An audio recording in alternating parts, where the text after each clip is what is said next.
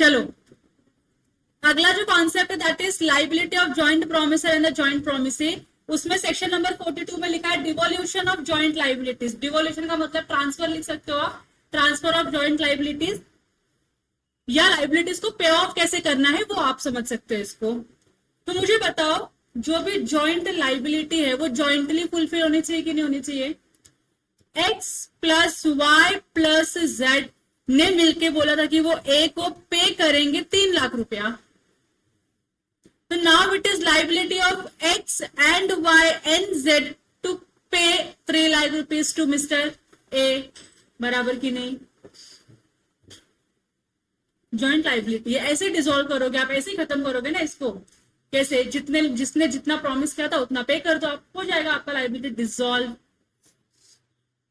If 2 or more persons have made a joint promise, ordinarily all of them during their lifetime must jointly fulfill the promise. बराबर के नहीं ना। अब इनको जब तक ये जिंदा है इनको क्या करना पड़ेगा, मिलके इस लाइबिलिटी को फुलफिल करना होगा, इस ऑब्लिगेशन को परफॉर्म करना होगा, बराबर की नहीं। After death of any of them, his legal representative jointly with the survivor or the survivors should do so. ये लोग मर गए तो इनके कौन लग जाएंगे, इनके एलआर आ जाएंगे, हाँ कि ना। जो भी मरेगा उसका एलआर ऐड कर देने का और उसका LR along with the joint survivor जो रिमेनिंग है वो। अगर सबके सब मर गए तो, सारे प्रोमिसर मर गए तो सारे प्रोमिसर के क्या होंगे, एलआर आएंगे और मिलके 3 लाख रुपया ए को पे करेंगे। यहां तक क्लियर है आप लोगों को? तो वही लिखा है after the death of last survivor the legal representative of all the original co promisor must fulfil the promise. अब उसके लिए उन्होंने एग्जाम्पल दिया है। एग्जाम्पल में क्या बोलते हैं, एक्स वाई जेड ने जॉइंटली बोरो किया था money, must during their life time jointly repay the debt, बराबर की नहीं। ये लोगों ने लोन लिया था, जब तक जिंदा है तब तक इनको पे करना पड़ेगा। ये मर जाएंगे तो इनके एलआर को इनकी लाइबिलिटी पे करनी होगी लेंडर को, हाँ कि ना। Upon the death of x his representative, से फॉर एग्जाम्पल एस है, along with y and z should jointly repay the debt and so on। अगर वैसे सारे लोग मर जाएंगे तो सबके एलआर लग जाएंगे। and if in an incident all of the borrower xyz dies, their legal representative must fulfill the promise and repay the borrowed amount. This rule is applicable only if the contract reveals no contrary intention। अगर इसमें कोई opposite intention नहीं है, जैसे कि अगर मैं मर गया तो मेरी लाइबिलिटी मुझ तक ही है, मैं मरने के बाद you can not go to my legal representative and ask for the money. तो इस सिचुएशन में जो भी सामने वाला मनी लेंडर है उसको तो पैसे नहीं मिलेंगे। Until you are alive you are suppose to pay. आप मर गए तो आपका लीगल रिप्रेजेंटेटिव इस कॉन्ट्रैक्ट में इन्वॉल्व नहीं होगा। अगर आपने कॉन्ट्रैक्ट में ऐसा टर्म्स एंड कंडीशन डाल दिया तो तुम्हारे मरने के बाद तुम्हारे एलआर से कोई पैसे मांगने नहीं आएगा, बराबर की नहीं। जनरली मार्केट में होता क्या है, अंकल लोग कुछ होते हैं जो पर्सनल नाम पे क्या करते, पैसे ले लेते उधार पे, ठीक है, पैसे ले लिया पैसे ले लिया पैसे ले लिया, अब now he is not able to repay. अच्छा, पैसे लेने के टाइम पे बोलते भी है कि ये आपके और मेरे बीच में ही रहेगी बात, आप किसी और को मत बताना, ठीक है। अब ये इन दोनों के बीच में बात रह गई। अब इन दोनों के बीच में बात रही और जिसने पैसे लिए थे, बोरो किए थे मनी, उसको इतना प्रेशर आया कि प्रेशर हैंडल ही नहीं कर पाया और जाके उसने क्या कर लिया, सुसाइड कर लिया। अब ये बात तो और किसी को पता ही नहीं है। अब मुझको बताओ क्या ये किसी से भी पैसे रिकवर कर सकता है? नहीं कर सकता, क्योंकि इसने इन दोनों ने लोन लिया और लोन दिया, किसी को पता ही नहीं था। ये बात तो खाली इन दोनों के बीच में ही रह गई ना। तो जैसे ही अंकल मर गए, ये अंकल के पैसे भी क्या हो गए, उनके साथ डूब गए। मतलब असलियों के साथ वो पैसे भी आप बहा ही दो गंगा में, और कुछ नहीं कर सकते हो आप। यस और नो? यस। इसके लिए लोग क्या कर रहे हैं, लोन देते हैं किसी को तो बता के देते, भैया देख तू प्रॉमिस कर रहा है तू मेरे को इतने पैसे इतने टाइम में रिटर्न करेगा, नहीं करेगा तो मैं ये कर सकता हूँ, तेरी प्रॉपर्टी से ले सकता हूँ, तेरे बच्चों से मांग सकता हूँ, तेरी वाइफ के पास जा सकता हूँ और पैसे ले सकता हूँ, कुछ भी हो सकता है। तो लोग कंडीशंस क्या लिखते हैं, कॉन्ट्रैक्ट में ही मेंशन कर देते हैं। ओके है, ओके है, गुड। फिर यहाँ पे क्या लिखा है, सेक्शन नंबर 43 आता है कब, what if any of the part joint promisor is not willing to pay or he is not in a position to pay, तो क्या करोगे? अगर x plus Y plus z ने मिलकर प्रॉमिस किया था, तो ए को पैसे देंगे 3 लाख रुपया। एक्स बोलता है मेरे पास नहीं है पैसे, मैं नहीं दे पाऊंगा, तो क्या ए के पैसे डुबाने पड़ेंगे आप लोगों को? नहीं। तो ये क्या करेगा, वाई और जेड से पैसे लेगा आपने। वाई बोलता है मैं इंसॉल्वेंट हो गया, मेरे पास सिर्फ और सिर्फ 20,000 रुपए, मुझसे और क्या ही ले पाओगे तुम। तो अब जेड को अपना कॉन्ट्रीब्यूशन, वाई का 80,000 का कॉन्ट्रीब्यूशन प्लस एक्स का तो पूरा का कॉन्ट्रीब्यूशन 1 लाख रुपए का कॉन्ट्रीब्यूशन पे करना पड़ेगा या नहीं करना पड़ेगा? करना ही पड़ेगा, बराबर की नहीं। तो अगर किसी भी जॉइंट प्रोमिसर ने अपने आप को अनेबल कर दिया पेमेंट करने के लिए, या कुछ ऐसी चीज सिचुएशन अराइज हो गई जहां पे प्रोमिसर पे नहीं कर पा रहे, तो उस सिचुएशन में प्रोमिसी क्या करेगा, कैसे अपने राइट्स को इन्फोर्स करेगा, वो आपको सेक्शन नंबर 43 में बताया गया है। तो 43 बोलता है any of the joint promisors में बी कंपेल्ड टू परफॉर्म। तो एक्स वाई जेड ने प्रॉमिस किया था कि वो तीनों मिलके ए को पैसे देंगे, और इसमें से कोई भी पैसे देने के लिए सामने नहीं आ रहा है, तो ए किसी एक का कॉलर पकड़ सकता है, बोल सकता है कि तू मेरे पूरे के पूरे पैसे दे। बोल सकता है कि नहीं बोल सकता? बोल सकता है। कहां लिखा है वो? सेक्शन नंबर 43 में। देखो, when two or more person makes a joint promise, promisee may in the absence of express agreement compel any one or more of such joint promises to perform the whole of the promise. Promisee अपना right exercise करके किसी भी promiser का collar पकड़ के बोल सकता है कि तुमको मुझे पूरे पैसे देने पड़ेंगे। यहां तक क्लियर है आप लोगों को? तो सबसे पहला क्या है, ईच प्रोमिसर में कंपेल कॉन्ट्रीब्यूशन, हर फिर कंपल्सरी आपको कंट्रीब्यूट करना ही पड़ेगा अपना। सो ईच ऑफ 2 और मोर जॉइंट प्रोमिसर्स में compel by every other joint promisor, मतलब एक्स वाई को फोर्स करेगा, वाई जेड को फोर्स करेगा, जेड एक्स को फोर्स करेगा, तब एक दूसरे को फोर्स करके क्या करेंगे, कंट्रीब्यूट करेंगे और कॉन्ट्रैक्ट परफॉर्म करेंगे, बराबर की नहीं। सेकेंड, अच्छा इन अदर वर्ड्स क्या लिखा है, if one of the joint promisor is made to perform the whole contract, मतलब एक्स वाई जेड में से जेड ने पूरे पैसे दिए, तो जेड एक्स से एंड वाई से दोनों से पैसे रिकवर कर सकता है कि नहीं? तीनों ने बोला था 1-1-1, मिलके कितना देंगे, 3 लाख। किसको देंगे? ए को देंगे। अब जेड ने जब अभी क्योंकि ए जेड के पास आया, तो जेड का कॉलर जब पकड़ा गया तो जेड ने पूरे 3 लाख रुपए दे दिए। अब एक्स और वाई की तो रिस्पॉन्सिबिलिटी है ना कि जेड को उतना कॉन्ट्रीब्यूट करके दे। हाँ, समझ में आ रहा है आप लोगों को? तो वही बोला है कि ईच प्रोमिसर में कंपेल कॉन्ट्रीब्यूशन। सेकेंड पॉइंट क्या बोला है, sharing of loss by default in contribution. अगर किसी भी पार्टी ने, किसी भी जॉइंट प्रोमिसर ने डिफॉल्ट कर दिया, तो वो जितना भी डिफॉल्ट है वो बचे हुए जॉइंट प्रोमिसर है उनको बेयर करना पड़ेगा। ठीक है, ये देखो एक्स वाई जेड, इन तीनों की लाइबिलिटी थी 1 लाख, 1 लाख एंड 1 लाख रुपीज पे करने की। यहां तक क्लियर है आपको? एक्स बोलता है मैं इंसॉल्वेंट हो गया हूं, मेरे पास पैसे ही नहीं है और मेरे पास कोई प्रॉपर्टी भी नहीं है, तो एक्स के पास से जो रिकवरी हुई है 0 रुपए की रिकवरी हुई है। समझ में आ रहा है आप लोगों को? तो अब वाई और जेड को इसका 1 लाख रुपया, मतलब 50,000 वाई को प्लस 50,000 जेड को एक्स्ट्रा कंट्रीब्यूट करना होगा कि नहीं करना होगा? करना होगा। चलो आगे बताती हूँ। एक्स बोलता है मैं इंसॉल्वेंट हो गया हूं, मेरे पास कोई प्रॉपर्टी नहीं है, I can pay you 0 amount, तो एक्स तो डिस्चार्ज हो गया। वाई बोलता है इंसॉल्वेंट तो मैं भी हो गया, मेरे पास भी पैसे नहीं है, but still I have a property worth ₹30,000,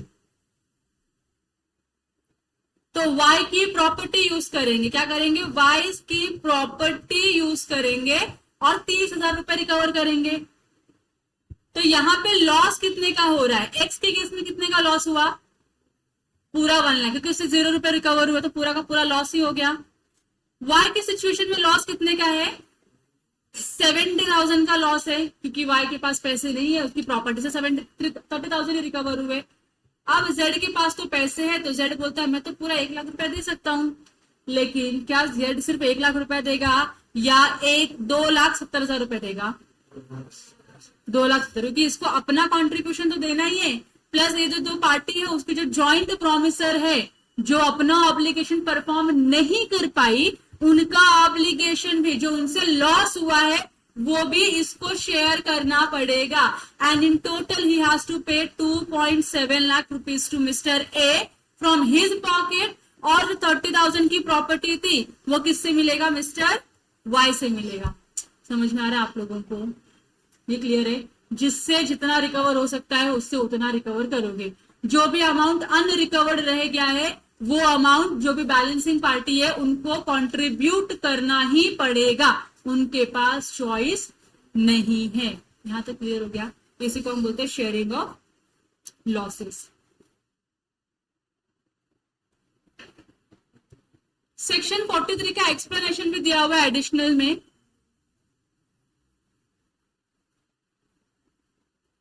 Nothing in this section shall prevent a surety from recovering from his principal payments made by the surety on behalf of the principal। अगर प्रिंसिपल के behalf ने उसका surety ने payment किया है तो क्या surety अपने प्रिंसिपल से वो रिकवर कर सकता है? से फॉर एग्जाम्पल एक्स जो है उसका श्योरिटी या गारंटर है, एक्स का गारंटर है और उसने बोला कि एक्स के पास पैसे नहीं है ना देने के लिए, मैं एक्स के बिहाफ पे 1 लाख रुपया आपको देता हूं, और श्योरिटी ने एक्स के बिहाफ पे पे कर दिया, तो क्या श्योरिटी एक्स से 1 लाख रुपया आगे रिकवर कर सकता है? कर सकता है?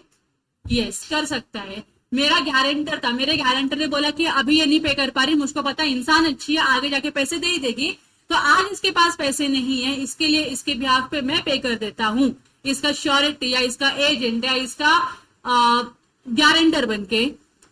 जैसे इसके पास पैसे आएंगे मैं उससे रिकवर कर लूंगा। चलेगा क्या ये प्रोविजन? चलेगा। और entitle the principal to recover anything from the surety on account of the payment made by the principal. तो वैसे वर्षा होगा ना, अगर प्रिंसिपल ने श्योरिटी के बिहाफ में पे किया तो principal can recover the amount from the surety. यहां तक क्लियर है आप लोगों को? अब यहाँ पे 3 एग्जाम्पल्स दिए गए हैं, तीनों ही एग्जाम्पल एकदम इजी है, क्विकली पढ़ो, पूरे 3 मिनट में 3 एग्जाम्पल कवर करने आपको।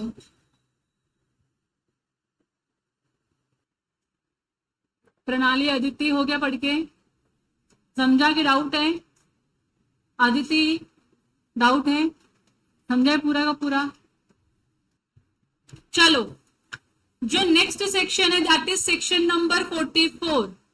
देखो नेक्स्ट सेक्शन क्या है? Section number 44 that is effect of release of one joint promiser.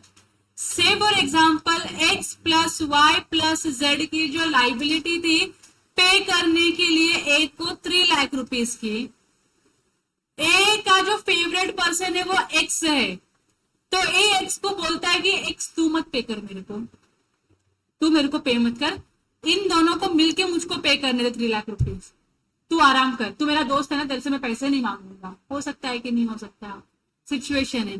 तो ए ने क्या किया, एक्स को उसकी लाइबिलिटी से टुवर्ड्स हिम डिसॉल्व कर दिया कि नहीं तुझको पे करने की जरूरत नहीं है, छूट दे दिया मैंने तुझको, बराबर कि नहीं। लेकिन अल्टीमेटली जेड और वाई तो मिलकर 3 लाख रुपए दे ही रहे उसको, मतलब एक्स का जो कॉन्ट्रीब्यूशन है 50,000 प्लस 50,000 वो कौन पे कर रहा है? जेड एंड वाई पे कर रहे हैं। तो क्या इस सिनेरियो में वाई एंड जेड एक्स से वो पैसे रिकवर कर सकते हैं? यस। अगर ए ने दैट इज प्रॉमिस सी ने किसी भी प्रॉमिसर को उसकी लाइबिलिटी से डिसॉल्व कर दिया या रिलीज कर दिया, छोड़ दिया, तो ये जो छोड़ा हुआ इंसान है ना, इसकी लाइबिलिटी अपने अदर जो को प्रॉमिसर्स है उनसे डिसॉल्व नहीं होती है। This person is still liable to pay the other joint promisor his part of contribution.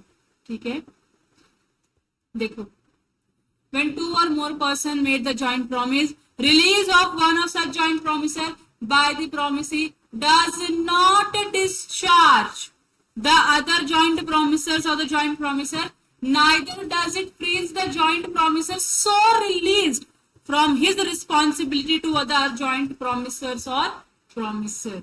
यहाँ तो क्लियर हो गया? नहीं समझा? समझा ना? अभी एग्जाम्पल पढ़ो क्विकली, 1 मिनट में एग्जाम्पल पढ़ो, 1 मिनट में एग्जाम्पल पढ़ो। पढ़ के हो गया तुम लोग का एग्जाम्पल? सबका हो गया पढ़ के? डाउट है एग्जाम्पल में? नहीं। अब नेक्स्ट है राइट्स ऑफ जॉइंट प्रोमिसी। अब तुमको मैंने स्टार्टिंग में सिखाया था, जो भी कॉन्ट्रैक्टिंग पार्टीज होती है, अगर इसका ऑब्लिगेशन है कुछ करना, तो इसका obligation will become right of other party, बराबर की नहीं? तो वाई का obligation is right of x, हाँ कि ना? एक्स का ऑब्लिगेशन जो है, जो एक्स को परफॉर्म करना है, वो वाई का राइट है ना? वाई से परफॉर्म करवा के ले सकता है कि नहीं ले सकता? यस। और जो वाई का ऑब्लिगेशन है वो एक्स का राइट है कि नहीं है? ये वाई से वर्ष चलते रहता है अपना, ठीक है। अब मुझे बताओ, अगर प्रोमिसर्स का ऑब्लिगेशन है, अगर प्रोमिसर्स का ऑब्लिगेशन है कॉन्ट्रैक्ट को परफॉर्म करने का, पेमेंट करने का, से फॉर एग्जाम्पल, तो क्या प्रोमिसरी का राइट बन जाएगा पेमेंट रिसीव करना? अगर प्रोमिसर की डेथ हो जाती है तो उसके जो लीगल रिप्रेजेंटेटिव है उनका ऑब्लिगेशन है कॉन्ट्रैक्ट को फुलफिल करना, बराबर? तो क्या उनके डेथ के बाद जो प्रोमिसरी है उसका वो राइट बन जाएगा कि भाई तू मर गया ना, तेरा एलआर तो जिंदा है ना, तेरे एलआर से पैसे रिकवर करूंगा मैं, बराबर की नहीं? तो जो भी जॉइंट प्रोमिसर्स की लाइबिलिटी है वही तो जॉइंट प्रोमिसरी का क्या है, जॉइंट प्रोमिसेस का क्या रहेगा, वो राइट रहेगा, बराबर की नहीं? अब जॉइंट प्रोमिसरी बोला तो मतलब कितने प्रोमिसरी होंगे? एक की दो? दो से ज्यादा होंगे। कितने भी होंगे? दो या दो से ज्यादा होंगे, दो से कम तो नहीं हो सकते। तो अगर एक्स है, अगर एक्स ने बोला, दिखा है तुम लोगों को, अगर एक्स ने वाई प्लस जेड को बोला कि मैं तुझको पैसे दूंगा, उसके बदले में तो मुझे कुछ गुड्स दे, ठीक है? एक्स ने वाई और जेड को प्रॉमिस किया, तो ये प्रॉमिसी बन गए ना। अब ये जॉइंट प्रॉमिसी है ना। अब तो किसका रिवर्स देख रहे थे आप लोग? प्रॉमिसर जॉइंट में थे, प्रॉमिसी सिंगल था। अब क्या हो गया? प्रॉमिसी जॉइंट में हो गया और प्रॉमिसर क्या हो गया? सिंगल हो गया। तो इस सिनेरियो में ये दोनों ही जॉइंट प्रॉमिसी जो है, इनके पास राइट है पैसे रिकवर करने का। अगर प्रॉमिसी मर गए तो जैसे प्रॉमिसर के एलआर लाइबल है परफॉर्म करने के लिए, वैसे प्रॉमिसी के एलआर के पास क्या आ जाएगा? राइट्स आ जाएंगे। प्रॉमिसी के एलआर के पास क्या आएगा? राइट्स आएगा, वो पैसे रिकवर करने का या परफॉर्मेंस रिकवर करने का। यहां तक क्लियर है आप लोगों को? देखो, when a person has made a promise to two or more persons jointly, मतलब किसी एक पर्सन ने दो या दो से ज्यादा को मिलके जॉइंटली क्या किया है? प्रॉमिस किया हुआ है। Then unless a contrary intention appears, the right to claim the performance rest as between him and them. Right to claim performance in दोनों के बीच में ही रहेगा कि नहीं रहेगा? Yes. With them during their joint life, जब तक ये जिंदा है तब तक ये लोग रहेंगे। After the death of any of them, with a representative of such deceased person jointly with the survivor or survivors, and after the death of the last survivor with the representatives of all jointly। तो ये दोनों ही अगर मर गए तो x और y के क्या आ जाएंगे? सॉरी, y और z के क्या आ जाएंगे? LR आ जाएंगे। और y और z के LR आके क्या करेंगे? x से परफॉर्मेंस करवाएंगे, जो भी उसकी लाइबिलिटी थी परफॉर्म करने की, बराबर की नहीं? एग्जाम्पल लिखा है, A in consideration of 5 lakh rupees lent to him by B and C. A ने क्या किया है? In consideration of rupees 5 lakh lent to him by B and C, promises B and C jointly to repay them with a sum of interest on a specified date, but B dies। मतलब ए ने क्या किया है? Loan लिया है। ए ने loan लिया है, किससे लिया है? बी एंड सी से। और उसने क्या बोला है? मैं प्रॉमिस करता हूं कि मैं आपको अलॉन्ग विद द इंटरेस्ट आपको पेमेंट कर दूंगा, 5 लाख रुपीज प्लस इंटरेस्ट पे कर दूंगा। अब होता क्या, ये प्रॉमिसर है और ये दोनों जॉइंट प्रॉमिस ही है। अब इसमें से जो बी है वो बी क्या हो चुका है?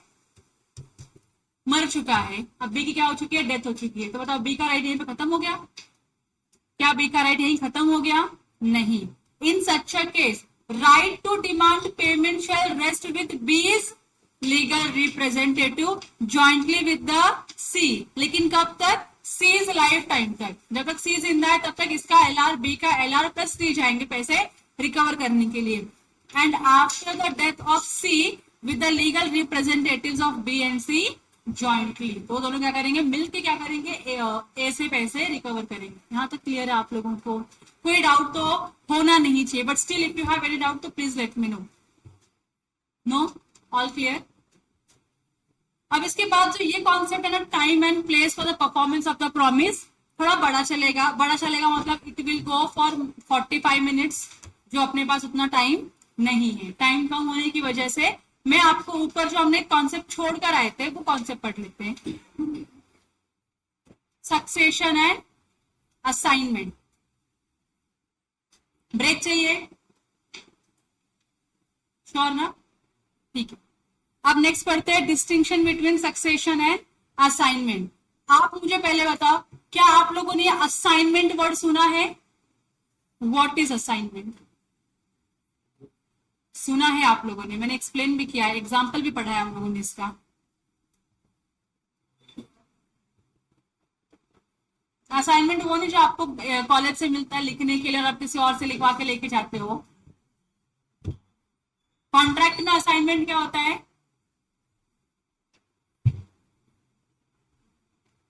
क्या? हाँ, यस, कॉन्ट्रैक्ट का कोई बेनिफिट जो होता है या जो राइट्स होते हैं, किसी को क्या करना, ट्रांसफर करना। It can be any person जिसको आप ट्रांसफर करते हो, बेनिफिट असाइन करते हो, दे देते हो कि इसका बेनिफिट तू रख अपने पास। तो if you do not remember this example which we had already discussed in the previous units, जहां पे एक फादर थे, फादर ने एक इंश्योरेंस का कॉन्ट्रैक्ट किया था और उन्होंने बोला था कि इस कॉन्ट्रैक्ट का जो बेनिफिट आएगा फ्यूचर में, वो जो बेनिफिट है, that benefit you give to my son, not to me.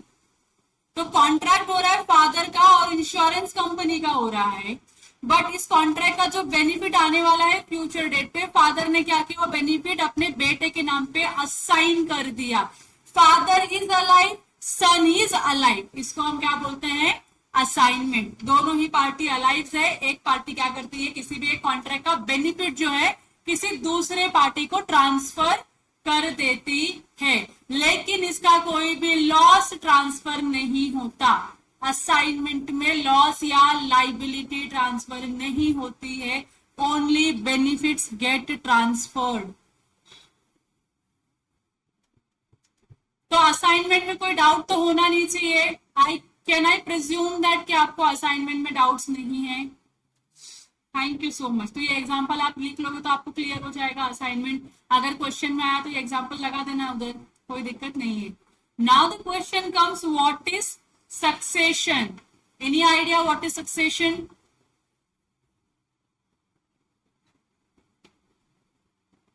Any idea about succession? ठीक है, चलो मैं डिस्कस करती हूँ। चलो, सक्सेशन क्या होता है?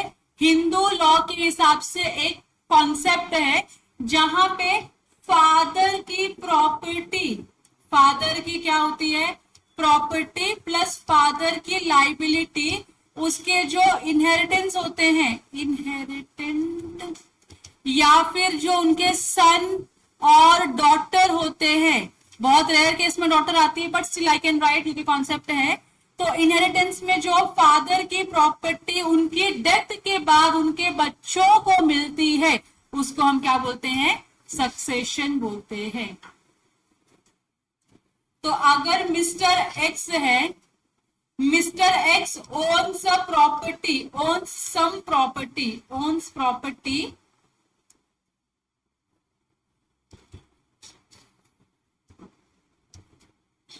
ठीक है, और मिस्टर एक्स की जब डेथ हो जाएगी तो उनकी डेथ के बाद इनकी जो प्रॉपर्टी है बाय हिंदू सक्सेशन लॉ किसको ट्रांसफर हो जाएगी, उनके बच्चों को ट्रांसफर हो जाएगी, उनके बच्चों के नाम पे ट्रांसफर हो जाएगी। This is called as succession. तुमको दिख ही नहीं रहा होगा तो मैं लिख क्या इधर, Mr. X is a father who owns certain property. After the death of Mr. X, his properties will go to his children's hand. This concept, this transaction is known as succession. इसमें होता क्या है, दो parties में से ना एक party जिंदा होती है और दूसरी पार्टी क्या होती है, मर चुकी होती है, क्योंकि सक्सेशन मरने के बाद होता है, मरने के पहले नहीं होता है। क्लियर है? अच्छा, जब मैं सक्सेशन बोलती हूँ तो बाप की प्रॉपर्टी ले तो बाप के नाम की लाइबिलिटी तो लोगे ना। तो पापा की अगर बैलेंस शीट में, पापा की बैलेंस शीट में अगर एसेट है तो लाइबिलिटी भी होगा। तो आपने एसेट एक्सेप्ट किया तो you can not deny to accept the liability. आपको लाइबिलिटी भी एक्सेप्ट करनी होगी और आपको इस लाइबिलिटी को पे ऑफ भी करना होगा। अब पे ऑफ कैसे करोगे, पापा की प्रॉपर्टी को यूज करके पे ऑफ करोगे। क्लियर हो रहा है आप लोगों को?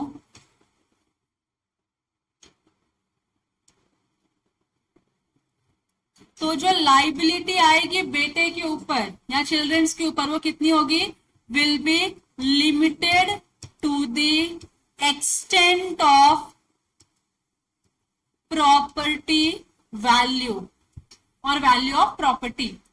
तो जो भी लाइबिलिटी आएगी बेटे के सर के ऊपर, पापा के मरने के बाद पापा की असेट ले रहे हो तो पापा की लाइबिलिटी भी लेनी पड़ेगी। और जो लाइबिलिटी है वो कितनी होगी, लिमिटेड होगी। कितने अमाउंट तक, प्रॉपर्टी की वैल्यू तक। जितने का असेट डिराइव हुआ उतने का ही लाइबिलिटी एक्सेप्ट होगा, उसके आगे की सारी लाइबिलिटी वैनिश हो जाएगी। ठीक है, चलो यहां तक क्लियर हुआ आप लोगों को? अब पढ़ ले एक बार, डिस्टिंक्शन क्लियर हो गया आप लोगों को? इसमें असाइनमेंट में दोनों पार्टी जिंदा होती है और सक्सेशन में एक पार्टी ही जिंदा होती है, दूसरी पार्टी की डेथ हो चुकी होती है। असाइनमेंट में खाली बेनिफिट ट्रांसफर होता है, सक्सेशन में बेनिफिट के साथ साथ लाइबिलिटी भी ट्रांसफर होती है। असाइनमेंट आप किसी को भी कर सकते हो, it can be any third party. Succession जो होता है वो जो आपके लीगल ईयर्स होते हैं उनको ही जाता है, जो आपके इनहेरेंट होते हैं उनको ही जाता है और किसी को नहीं जाता। यहां तक क्लियर हो गया आप लोगों को? हाँ, गुड। अब एक बार पढ़ लेते हैं। सो इन दोनों का आपको एक डिस्टिंक्शन पढ़ना है। When the benefits of a contract are succeeded by the process of law, succession law क्यों फॉलो करके होता है, सक्सेशन में कोई डॉक्यूमेंटेशन नहीं होता है। Then both burden and the benefits attaching to the contract may sometime devolve the legal heirs. तो इसके साथ जो बेनिफिट है, बेनिफिट के साथ जो बर्डन आता है, benefit is what, your asset, benefit is your asset, burden is your liability. तो जो भी असेट और लाइबिलिटी आती है दोनों ही क्या होती है, ट्रांसफर होती है। डिवॉल्व होती है मतलब ट्रांसफर होती है। किसको ट्रांसफर होती है, तो लीगल हेयर्स को ट्रांसफर होती है। अब लिखा है सपोज, सपोज मतलब यहाँ पे वो बताना क्या चाहते हैं आपको, एक example. A son succeeds to the state of his father after his death, मतलब फादर की डेथ के बाद वो जो प्रॉपर्टी है फादर की किसको मिल गई, सन को मिल गई। He will be liable to pay the debts and liabilities of his father owed during his lifetime. करना पड़ेगा कि नहीं करना पड़ेगा? पापा की प्रॉपर्टी लिया तो पापा की लाइबिलिटी भी तो लेनी पड़ेगी एंड पे ऑफ भी करना है उसको। But if the debts owed by the father exceeds the value of the estate inherited by the son, then he would not be called upon to pay the excess. तो in shorter term if I have to say, this will result into this equation। दिख रहा है आप लोगों को? अब दिख रहा है आप लोगों को? अगर प्रॉपर्टी की वैल्यू एक्सीड करती है लाइबिलिटी से, प्रॉपर्टी की वैल्यू एक्सीड करती है मतलब असेट ज्यादा का आया लाइबिलिटी कम का आई, तो अच्छी बात है कि नहीं अच्छी बात है? अच्छी बात है ना। तो सन को फुल लाइबिलिटी पे करना पड़ेगा।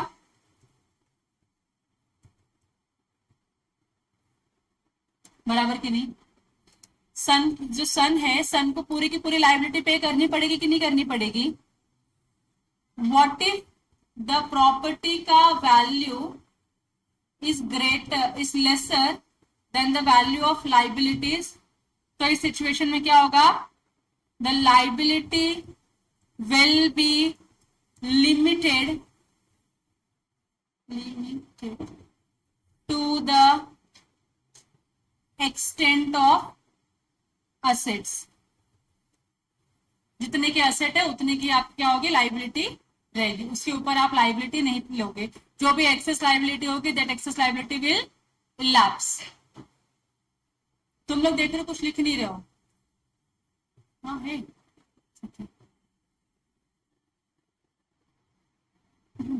चलो, यहां तक क्लियर है?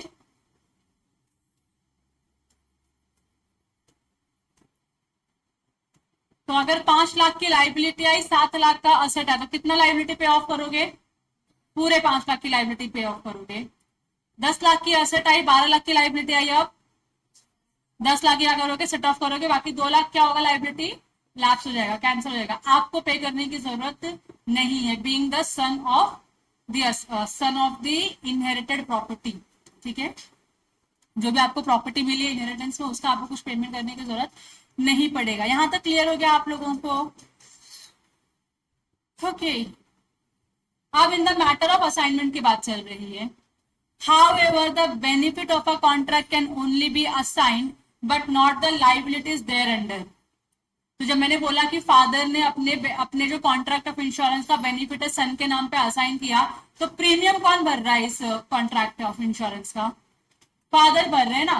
तो आपने लॉस असाइन नहीं किया, लाइबिलिटी असाइन नहीं की, you are only assigning the benefits out of under a contract, not the loss और liabilities.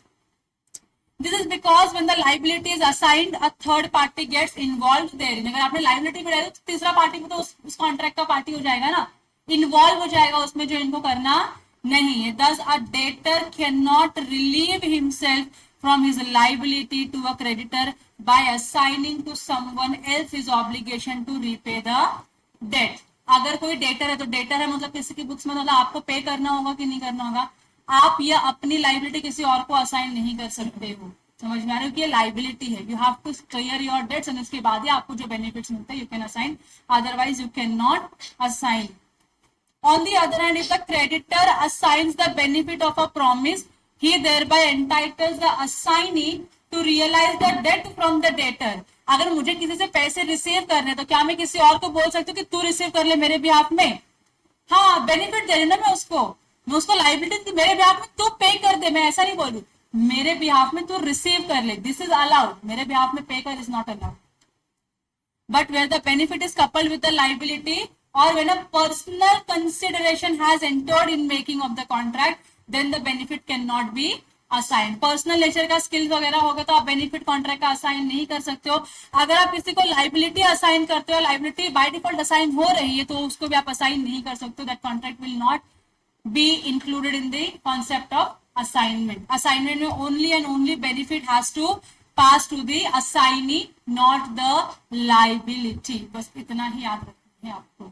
If I have to receive money, I can give my right to somebody else to receive the money. But if I have to pay the money, I cannot give this right to pay to somebody else. समझ में आ रहा है आपको? क्योंकि सामने वाले person के ऊपर क्या आ रही है? लाइबिलिटी आ रही है पे करने की, तो वो असाइनमेंट में वो अलाउड नहीं है, असाइनमेंट का रूल उसको एक्सेप्ट नहीं करता है। क्लियर है? इसमें से अगर आपको क्वेश्चन आया तो 2-3 मार्क का क्वेश्चन आएगा एक्सप्लेन करने के लिए, बाकी और कोई क्वेश्चन यहाँ से एक्सपेक्टेड नहीं है। क्लियर हो गया आप लोगों को? गुड।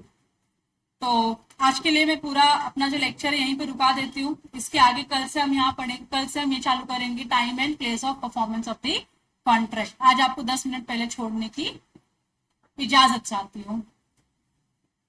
है खुशी खुशी दे रहे। Thank you so much.